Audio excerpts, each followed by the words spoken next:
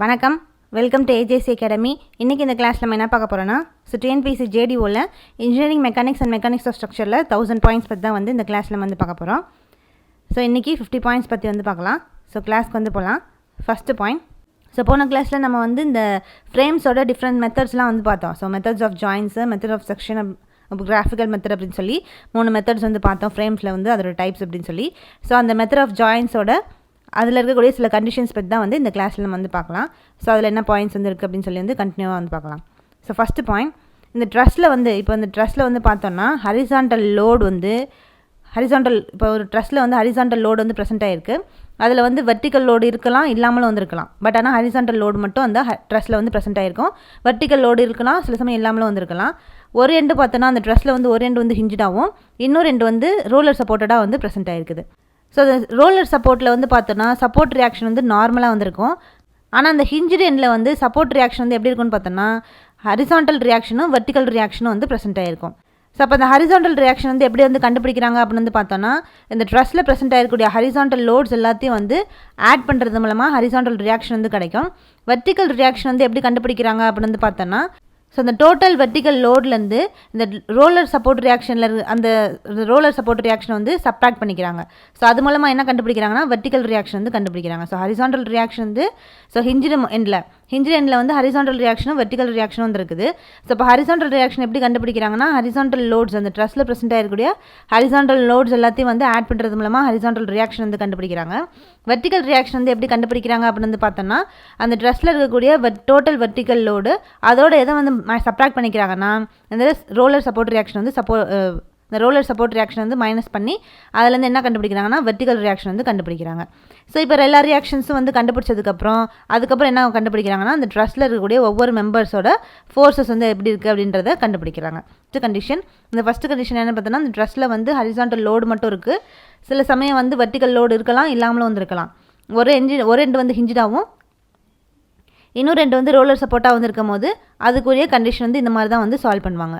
So second condition என்ன, இது எதோட எந்த மெத்தடோட கண்டிஷன்ஸ்னு பார்த்தோன்னா மெத்தட் ஆஃப் ஜாயின்ஸோட கண்டிஷன்ஸ் தான் இப்போ பார்க்குறது எல்லாமே. ஸோ அப்போ ஃபஸ்ட்டு கண்டிஷன் பார்த்தா, இப்போ செகண்ட் கண்டிஷன் பார்க்கலாம். ஸோ இப்போ செகண்ட் கண்டிஷன் எடுத்துக்கிட்டோன்னா, இப்போ ட்ரஸ்ஸில் இன்க்ளைன் லோடு ப்ரெசென்ட் ஆகிருக்குது. இப்போ முன்னாடி பார்த்தது ஹரிசாண்டல் லோடு பார்த்தோம். இப்போ பார்க்குறது இன்க்ளைன் லோடு பார்க்க போகிறோம். அப்போ இந்த ட்ரஸ்ஸில் இன்க்ளைன் லோடு ப்ரெசென்ட் ஆகிருக்கும் போது அதே மாதிரி ஒன் எண்டு ஹிஞ்சிடாகவும் அது ரெண்டு ரோலர் சப்போர்ட்டாக இருக்குது. அப்போ அந்த ரோலர் எண்டில் சப்போர்ட் ரியாக்ஷன் நார்மலாக வந்திருக்கும். ஹிஞ்ச் எண்டில் சப்போர்ட் ரியாக்ஷன் எப்படி இருக்குன்னு பார்த்தோன்னா சேம் ஹரிசாண்டல் ரியாக்ஷன் வெர்டிக்கல் ரியாக்ஷனாக வந்திருக்கும். ஸோ அப்போ இந்த இன்க்ளைன் லோட்ஸில் பார்த்தோன்னா ஹரிசாண்டல் காம்போனன்ட் வெர்டிக்கல் காம்போனன்ட் இந்த இன்க்ளைன் லோட்ஸில் ப்ரெசென்ட் ஆகிருக்கும். அப்போ ஹரிசாண்டல் ரியாக்ஷன் எப்படி கண்டுபிடிக்கிறாங்க அப்படின்னு பார்த்தோன்னா, ஸோ இந்த இன்க்ளைன் லோட்ஸில் இருக்கக்கூடிய ஹரிசாண்டல் காம்போனன்ட்ஸ் எல்லாத்தையும் ஆட் பண்ணி அதுலேருந்து என்ன கண்டுபிடிக்கிறாங்கன்னா ஹரிசாண்டல் ரியாக்ஷன் கண்டுபிடிக்கிறாங்க. வெர்டிக்கல் ரியாக்ஷன் எப்படி கண்டுபிடிக்கிறாங்கன்னு பார்த்தோன்னா, இந்த இன்க்ளைன் லோடில் இருக்கக்கூடிய டோட்டல் வெர்டிக்கல் காம்போனன்ட்ஸ் எல்லாத்தையும் ஆட் பண்ணி அதிலேருந்து இந்த ரோலர் சப்போர்ட்டை ரியாக்ஷன் மைனஸ் பண்ணி அதில் என்ன கண்டுபிடிக்கிறாங்கன்னா வெர்டிக்கல் ரியாக்ஷன் கண்டுபிடிக்கிறாங்க. சேம் முன்னாடி பார்த்த மாதிரி தான். அதுக்கப்புறம் என்ன கண்டுபிடிக்கிறாங்கன்னா, அந்த ட்ரஸ்ஸில் இருக்கக்கூடிய மெம்பர்ஸோட ஃபோர்ஸஸ் எல்லாத்தையும் கேல்குலேட் பண்ணுறாங்க. ஸோ இது ரெண்டாவது கண்டிஷனான இன்க்ளைன் லோடு ப்ரெசென்ட் ஆயிடுச்சுன்னா எப்படி கண்டுபிடிக்கிறது அப்படின்னு சொல்லி. ஸோ தான் இந்த ரெண்டு கண்டிஷன் எதோட கண்டிஷன் பார்த்தோன்னா, இந்த மெத்தட் ஆஃப் ஜாயின்ஸோட கண்டிஷன். அடுத்து ஃபஸ்ட்டு மெத்தடான மெத்தட் ஆஃப் ஜாயின்ஸ் பற்றி பார்த்தோம். அடுத்து ரெண்டாவது மெத்தட் என்னன்னு பார்த்தோன்னா மெத்தட் ஆஃப் செக்ஷன் அப்படின்னு சொல்லி இந்த ஃப்ரேமில் செகண்ட் மெத்தட் என்ன மெத்தட் பார்த்தோன்னா மெத்தட் ஆஃப் செக்ஷன். ஸோ அப்போ இந்த மெத்தட் ஆஃப் செக்ஷன் அப்படின்ற இந்த மெத்தடை பொதுவாக எப்போ யூஸ் பண்ணுவாங்கன்னா, இந்த ட்ரஸ்ஸஸில் ரொம்ப ஃபியூவான மெம்பர்ஸ் மட்டும் கேல்குலேட் பண்ணணும். ஸோ அந்த கொஞ்சம் மெம்பர்ஸ் மட்டும் இருக்கும், அந்த மெம்பர்ஸுக்கு ஃபோர்ஸ் கேல்குலேட் பண்ணணும் அப்படின்னா அதுக்கு எந்த டைப் ஆஃப் மெத்தட் ரொம்ப சூட்டபிளாக இருக்கும்னு பார்த்தோன்னா மெத்தட் ஆஃப் செக்ஷன் அப்படின்னு சொல்லக்கூடிய இந்த மெத்தட் ரொம்ப சூட்டபிளாக ப்ரெசென்ட் ஆகிருக்கும். ஸோ இந்த மெத்தட் ஆஃப் செக்ஷன் அப்படின்ற இந்த மெத்தட் ரொம்ப குயிக்கான ஒரு மெத்தடு. ஸோ இந்த மெத்தடில் பார்த்தோன்னா இந்த ட்ரஸ்ஸஸில் இருக்கக்கூடிய அதர் ஜாயின்ஸை நம்ம இன்வால்வ் பண்ண மாட்டாங்க. ஃபியூ மெம்பர்ஸை மட்டும்தான் இந்த மெத்தட் ஆஃப் செக்ஷனில் கண்டுபிடிப்பாங்க. இந்த மெத்தட் ஆஃப் செக்ஷனில் எப்படி அப்படின்னு பார்த்தோன்னா, ஒரு செக்ஷன் லைன் ட்ரா பண்ணிக்குவாங்க. ஸோ எந்த மெம்பர்ஸுக்கெலாம் ஃபோர்ஸ் கண்டுபிடிக்கணுமோ அந்த மெம்பர்ஸ் எல்லாம் கனெக்ட் பண்ணி ஒரு செக்ஷன் லைன் பாஸ் பண்ணுவாங்க. அந்த மெம்பர்ஸ் எல்லாம் கனெக்ட் பண்ணி ஒரு செக்ஷன் லைன் பாஸ் பண்ணி அந்த மெம்பர்ஸுக்கு ஃபோர்ஸ் கண்டுபிடிப்பாங்க. ஸோ அந்த செக்ஷன் லைன் எப்படி ட்ரா பண்ணுவாங்க அப்படின்னு பார்த்தோன்னா, 3 மெம்பர்ஸுக்கு மேலே அந்த லைன் 3 மெம்பர்ஸுக்கு மேலே மெம்பர்ஸை கனெக்ட் பண்ணாமல் ஸோ 3 மெம்பர்ஸ் வரைக்கும் தான் வந்து அந்த லைன் வந்து கனெக்ட் ஆகிருக்கணும். அந்த செக்ஷன் லைன் வந்து 3 மெம்பர்ஸை தான் வந்து கனெக்ட் பண்ணியிருக்கணும். ஸோ அதுக்கு மேலே வந்து கனெக்ட் பண்ணியிருக்கக்கூடாது. 3 மெம்பர்ஸ்க்கு மேலே வந்து கனெக்ட் பண்ணியிருக்கக்கூடாது. ஸோ அந்த 3 மெம்பர்ஸுக்கு தான் ஃபோர்ஸ் வந்து அன்னோன் ஃபோர்ஸஸ் எல்லாம் வந்து கண்டுபிடிப்பாங்க. ஸோ இப்படி தான் வந்து என்னென்னா இந்த மெத்தட் ஆஃப் செக்ஷனில் செக்ஷன் லைன் ட்ரா பண்ணி தான் இந்த மெம்பர்ஸோட ஃபோர்ஸ் வந்து எப்படி இருக்குது அப்படின்றத வந்து கால்குலேட் வந்து பண்ணுறாங்க. அதுக்கப்புறம் இந்த அன்னோன் ஃபோர்ஸஸுக்கு வந்து ஒவ்வொரு மெம்பர்ஸ்லையும் ஈக்குலிபிரியம் ஈக்குவேஷன் மூலமாக வந்து இந்த மெம்பர்ஸ்லாம் வந்து அன்னோன் ஃபோர்ஸஸ் வந்து எவ்வளோ இருக்குது அப்படின்றத வந்து டிட்டர்மைன் வந்து பண்ணுறாங்க. ஸோ அப்போ இந்த மெம்பர்ஸில் வந்து கனெக்ட் பண்ணியிருக்கக்கூடிய அந்த செக்ஷன் லைன் வந்து பாசிட்டிவாக வந்து இருந்துச்சு அப்படின்னா, ஸோ ஒவ்வொரு மெம்பர்ஸ்லேயும் வந்து ஃபோர்ஸ் வந்து கால்குலேட் பண்ணுவோம். அப்படி கால்குலேட் பண்ணும்போது அந்த செக்ஷன் லைன் வந்து 3 மெம்பர்ஸ் வந்து கனெக்ட் பண்ணியிருக்கோம். அந்த செக்ஷன் லைனில் வந்து பாசிட்டிவாக வந்து இருந்துச்சு அப்படின்னா, அப்போ நம்ம கனெக்ட் பண்ணியிருக்கக்கூடிய அந்த டேரக்ஷன் மெம்பர்ஸ் எல்லாத்தையும் வந்து கனெக்ட் பண்ணியிருக்கக்கூடிய டேரக்ஷன் வந்து கரெக்டாக வந்து கனெக்ட் பண்ணியிருக்கோம் அப்படின்னு சொல்லி வந்து அர்த்தம். இதே வந்து நெகட்டிவாக வந்து இருந்துச்சு அப்படின்னா, அந்த செக்ஷன் லைன் வந்து நெகட்டிவாக வந்து இருந்துச்சுன்னா கண்டுபிடிச்சிருக்கக்கூடிய டேரக்ஷன் வந்து தப்பு. ஸோ அதனால் வந்து என்ன பண்ணணும்னா அந்த ஃபோர்ஸோட டேரக்ஷனை வந்து ரிவர்ஸ் பண்ணி திருப்பி இந்த மெம்பர்ஸில் இருக்கக்கூடிய ஃபோர்ஸ் வந்து கால்குலேட் பண்ணணும். ஸோ இதுதான் வந்து எந்த மெத்தட் பார்த்தோன்னா மெத்தட் ஆஃப் செக்ஷன் அப்படின்ற மெத்தடு. ஸோ அதுக்கப்புறம் கிராஃபிக்கல் மெத்தட் வந்து நம்ம முன்னாடி கிளாஸில் கிராஃபிக்கல் மெத்தட் வந்து பார்த்துருப்போம். ஸோ இதான் வந்து 3 மெத்தட். இந்த மெத்தட்ஸ் வந்து எதுக்காக கால்குலேட் பண்ணுறோன்னா இந்த ஃப்ரேம்ஸில் வந்து ஃப்ரேம்ஸில் ப்ரெசென்ட் ஆகக்கூடிய மெம்பர்ஸில் ஃபோர்ஸ் வந்து டிட்டர்மைன் பண்ணுறதுக்காக இந்த மெத்தட் வந்து யூஸ் பண்ணுறோம். ஸோ நெக்ஸ்ட் பாயிண்ட் வந்து பார்க்கலாம். ஸோ மேக்ஸிமம் டிஃப்ளெக்ஷனுக்கு இந்த ஸ்லோப் dy/dx வந்து எப்படி இருக்கும்னு பார்த்தோன்னா 0 வந்து ப்ரெசென்ட் ஆகிருக்கும். அடுத்த பாயிண்ட், ஸோ சிம்பிளி சப்போர்ட்டட் பீமில் மேக்ஸிமம் டிஃப்ளெக்ஷன் வந்து எங்கே அக்கர் ஆகும்னு பார்த்தோன்னா மிடில் பாயிண்டில் தான் வந்து மேக்ஸிமம் டிஃப்ளெக்ஷன் வந்து அக்கர் ஆகும். ஸோ இந்த ப்ராப் ரியாக்ஷன் வந்து எப்படி வந்து கால்குலேட் பண்ணுறாங்க அப்படின்னு வந்து பார்த்தோன்னா, ஸோ இந்த லோட்னால கிரியேட் ஆகக்கூடிய டவுன்வர்ட் டிஃப்ளெக்ஷனை வந்து இந்த லோட்னால டவுன்வர்ட் டிஃப்ளெக்ஷன் வந்து நடக்கும், அதை வந்து எடுத்துக்கிறாங்க. அதே மாதிரி இந்த ப்ராப் வந்து ப்ரெசென்ட் ஆகக்கூடிய அந்த பாயிண்ட்டில் அப்வர்ட் டிஃப்ளெக்ஷன் வந்து கிரியேட் ஆகும். ஸோ அந்த ரெண்டுத்தையும் வந்து ஈக்குவேட் பண்ணி என்ன கண்டுபிடிக்கிறாங்கன்னா இந்த ப்ராப்போட ரியாக்ஷன் வந்து கால்குலேட் வந்து பண்ணுவாங்க. நெக்ஸ்ட் பாயிண்ட், ஸோ இந்த ப்ராப்டு கேன்டிலிவர் பீம் வந்து இருக்குது. அதில் பார்த்தோன்னா பாயிண்ட்லோட வந்து சென்டரில் வந்து ஆக்ட் ஆகிருக்கு. ஃப்ரீ எண்டில் வந்து ப்ராப்டு கண்டிஷனில் வந்து இருக்குது. அதோட shear force and bending moment diagram வந்து எப்படி இருக்கும் அப்படின்னு பார்த்தோன்னா, ஸோ இதுதான் வந்து அதோட shear force and bending moment diagram. So அது கேன்டிலிவர் பீம் ஃப்ரீ எண்டில் வந்து ப்ராப்டு கண்டிஷனில் வந்து ப்ரெசென்ட் ஆகிருக்கும். ஸோ அப்போ ஷியர் ஃபோர்ஸ் அட் ஏல வந்து எவ்வளோ இருக்குன்னு பார்த்தோன்னா 11W/16, ஷியர் ஃபோர்ஸ் அட் பியில் வந்து 5/16W. ஸோ இதுதான் வந்து இந்த shear force at A and shear force at B propped கண்டிஷனுக்கு. ப்ராப்டு எண்டில் வந்து அந்த ரியாக்ஷன் வந்து வேல்யூ எவ்வளோன்னு பார்த்தோன்னா 5W/16. So next point, so இது வந்து பார்த்தோன்னா propped cantilever beam carrying UDL over entire span. Propped வந்து ஃப்ரீ எண்டில் இருக்குது. அப்போ shear force and bending moment diagram வந்து இதுதான். ஷியர் ஃபோர்ஸ் அட் ஏ வந்து 5WL/8, shear force at B வந்து 3WL/8. ஸோ ப்ராப் ரியாக்ஷன் வந்து எவ்வளோன்னு பார்த்தோன்னா P = 3WL/8. இந்த கொஸ்டினுக்கு வந்து ப்ராப் ரியாக்ஷன் வந்து எவ்வளோ அப்படின்னு வந்து பார்த்தோன்னா P = 3WL/8. பெண்டிங் மொமெண்ட் வந்து அட் ஃபிக்ஸ்ட் எண்டில் வந்து M = WL²/8. பாயிண்ட் ஆஃப் கான்ட்ராஃப்ளெக்ஷன் வந்து X = 3L/4. ஸோ இது வந்து ப்ராப்டு கேன்டிலிவரில் யூடிஎல் வந்து ப்ரெசென்ட் ஆயிடுச்சுன்னா இந்த கண்டிஷன். அடுத்து சிம்பிளி சப்போர்ட்டட் பீமில், ஸோ இப்போ சிம்பிளி சப்போர்ட்டட் பீமில் uniformly distributed load over entire span propped condition வந்து சென்டரில் வந்து ப்ரெசென்ட் ஆகிருக்குது. அப்போ அதுக்கு shear force and bending moment diagram வந்து என்ன அப்படின்னு வந்து பார்த்தோன்னா, ஸோ இதுதான் வந்து அதோட shear force and bending moment diagram. So simply supported beam இந்த ரெண்டு பக்கமும் நடுவில் வந்து பார்த்தோன்னா ப்ராப்டு கண்டிஷன் வந்து ப்ரெசென்ட் ஆகிருக்குது. ஸோ இந்த மாதிரி வந்து ஸோ அதில் வந்து பார்த்தோன்னா ஷியர் ஃபோர்ஸ் அட் ஏ வந்து 3WL/16, shear force at B வந்து 3WL/16. ப்ராப் ரியாக்ஷன் வந்து பார்த்தோன்னா 5WL/16. So next point, so இப்போ இந்த ப்ராப் வந்து ப்ரெசென்ட் ஆகிருக்கிறதுனால அங்கே வந்து பார்த்தோன்னா சிங்கிங் ஈல்டிங் வந்து கிரியேட் ஆகும். ஸோ அந்த ஈல்டை வந்து நம்ம எப்படி சொல்கிறோம்னா டெல் அப்படின்னு சொல்லி வந்து டினோட் பண்ணுறோம். அப்போ அந்த டவுன்வர்ட் டிஃப்ளெக்ஷன் வந்து எப்படி இருக்கும்னு பார்த்தோன்னா அந்த லோட்னால அந்த டவுன்வர்ட் டிஃப்ளெக்ஷன் வந்து எதுக்கு ஈக்குவலாக வந்து இருக்குன்னு பார்த்தோன்னா இந்த ப்ராப் ரியாக்ஷனோட அப்வர்ட் டிஃப்ளெக்ஷன் ப்ளஸ் இந்த ப்ராப் வந்து சிங்க் ஆகிற அதோட அமௌண்ட்டு. ஸோ இது ரெண்டுத்தையும் வந்து ப்ளஸ் பண்ணுறது தான் இது.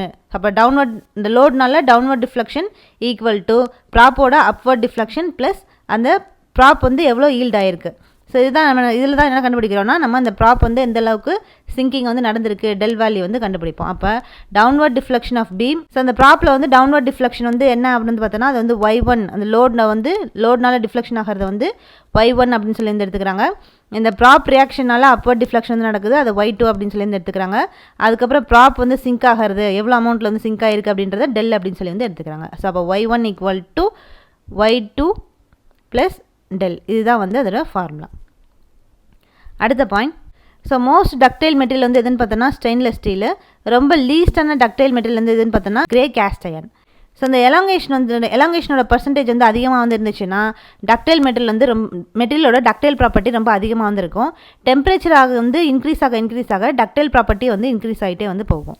அப்போ மெட்டல்ஸ் வந்து ஸோ அந்த மெட்டல்ஸில் எலாங்கேஷன் வேல்யூ வந்து மோர் தென் 50% வந்து இருந்துச்சுன்னா அந்த மெட்டீரியல் எல்லாத்தையும் நம்ம எப்படி சொல்லுவோம்னா டக்டைல் மெட்டீரியல் அப்படின்னு சொல்லி வந்து டினோட் பண்ணுறோம். அடுத்து வந்து பிரிட்டில் மெட்டீரியல் அப்படின்றது எப்படி சொல்லுவோம்னா ஸோ எந்த மெட்டீரியல் வந்து டிஃபார்மேஷன் ஆகாமல் ஸோ ஒரு மெட்டீரியலில் வந்து எக்ஸ்டர்னல் லோடு வந்து ப்ரெசென்ட் ஆகிருக்கும் போது அந்த மெட்டீரியல் வந்து எந்த ஒரு டிஃபார்மேஷனும் வந்து ஆகாமல் டேரெக்டாக வந்து ரப்ச்சர் ஆர் ஃபெயிலியர் வந்து க்ரியேட் ஆகுதோ அந்த டைப் ஆஃப் மெட்டீரியல் தான் நம்ம என்ன சொல்கிறோன்னா பிரிட்டில் மெட்டீரியல் அப்படின்னு சொல்லி வந்து டினோட் பண்ணுறோம்.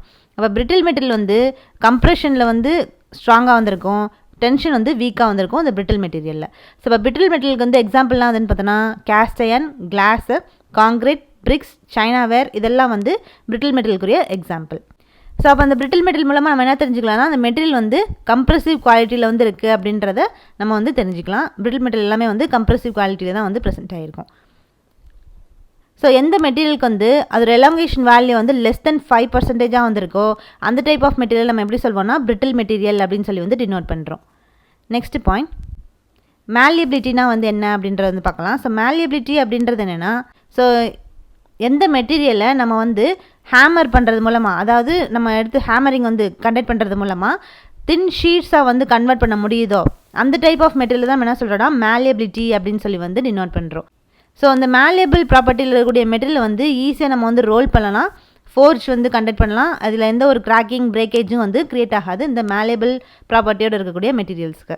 அப்போ இந்த மெட்டீரியல்லாம் வந்து அதுக்கு எக்ஸாம்பிள் வந்து பார்த்தோன்னா அந்த மேலியபிள் மெட்டீரியலுக்கு எக்ஸாம்பிள்லாம் என்னென்னு பார்த்தோன்னா கோல்டு, சில்வர், காப்பர், அலுமினியம், டின், லெட், ஸ்டீல் இதெல்லாமே வந்து மேலியபிள் மெட்டீரியல்ஸு அதுக்குரிய எக்ஸாம்பிள்ஸு. அப்போ மோஸ்ட் மேலியபிள் மெட்டீரியல் வந்து எதுன்னு பார்த்தோன்னா கோல்டு, லீஸ்ட் மேலியபிள் மெட்டீரியல் எதுன்னு பார்த்தோன்னா கேஸ்ட் அயர்ன். ஸோ அப்போ அந்த மேலியபிள் மெட்டீரியலும் வந்து என்ன குவாலிட்டி வந்து ப்ரெசென்ட் ஆகிருக்குன்னு பார்த்தோன்னா அதுக்கும் வந்து கம்ப்ரெசிவ் குவாலிட்டி தான் வந்து இந்த மெட்டீரியலுக்கும் வந்து ப்ரெசென்ட் ஆகிருக்கும். ஸோ இதான் வந்து மேலியபிலிட்டி அண்டு மேலியபிள் மெட்டீரியலாக வந்து என்ன அப்படின்னு சொல்லி வந்து பார்த்தோம். அடுத்து டஃப்னஸ்னால் வந்து என்ன அப்படின்றது வந்து பார்க்கலாம். ஸோ டஃப்னஸ் அப்படின்றது என்னென்னா ஸோ எந்த மெட்டீரியல் வந்து லார்ஜ் ஸ்ட்ரெஸ் அண்ட் ஸ்ட்ரெயின் வந்து ஃப்ராக்சர் ஆகாமல் வந்து அந்த லார்ஜ் ஸ்ட்ரெஸ்ஸையும் ஸ்ட்ரெயினையும் வந்து விட்ஸ்டாண்ட் பண்ணி நிற்கிதோ அந்த டைப் ஆஃப் மெட்டீரியல் நம்ம என்ன சொல்கிறோம்னா டஃப்னஸாக இருக்கக்கூடிய மெட்டீரியல் அப்படின்னு சொல்லி வந்து டினோட் பண்ணுறோம். அப்போ அதுக்கு எக்ஸாம்பிள் வந்து என்னன்னு பார்த்தோன்னா டஃப்னஸ் ப்ராப்பர்ட்டியோட இருக்கக்கூடிய மெட்டீரியல்ஸ் அதுன்னு பார்த்தோன்னா mild steel, wrought iron, manganese steel இதெல்லாமே வந்து நல்லா டஃப்னஸ் ப்ராப்பர்ட்டியோட இருக்கக்கூடிய மெட்டீரியல்ஸ். ஸோ டஃப்னஸ் வந்து அந்த ப்ராப்பர்ட்டி ரொம்ப வந்து ஸோ மெட்டீரியலுக்கு ரொம்ப வந்து முக்கியமான ஒரு குவாலிட்டியாக எந்த ப்ராப்பர்ட்டியை வந்து எடுத்துக்கிறாங்க அப்படின்னு பார்த்தோன்னா இந்த டஃப்னஸ் ப்ராப்பர்ட்டியை தான் வந்து எடுத்துக்கிறாங்க. ஸோ மெட்டீரியலுக்கு எல்லாத்துக்குமே வந்து ரொம்ப முக்கியமான குவாலிட்டியாக வந்து கருதப்படுறது இந்த டஃப்னஸ் ப்ராப்பர்ட்டி தான். ஸோ அது வந்து ஸ்ட்ரக்சரல் மெட்டீரியலாக இருக்கட்டும் இல்லை மிஷின் பார்ட்ஸாக இருக்கட்டும் இது எல்லாத்துக்குமே வந்து டஃப்னஸ் ப்ராப்பர்ட்டி ரொம்ப வந்து முக்கியம். ஸோ அதுதான் அப்போ தான் வந்து இந்த ஸ்ட்ரக்சரல் மெட்டீரியல்ஸ் மிஷின் மெட்டீரியல்ஸ் எல்லாமே வந்து அப்போ தான் இந்த ஷாக் வைப்ரேஷன் எல்லாத்தையும் வந்து விட்ஸ்டாண்ட் பண்ணணும். ஸோ அதுக்காக தான் வந்து என்னென்னா இந்த மெட்டீரியல்ஸ் எல்லாத்துக்கும் வந்து டஃப்னஸ் ப்ராப்பர்ட்டி ரொம்ப வந்து முக்கியமான ஒரு ப்ராப்பர்ட்டியாக வந்து ப்ரெசென்ட் ஆகிருக்குது. ஸோ அடுத்த ப்ராப்பர்ட்டி என்னென்னு பார்த்தோன்னா ஹார்ட்னஸ் ப்ராப்பர்ட்டி.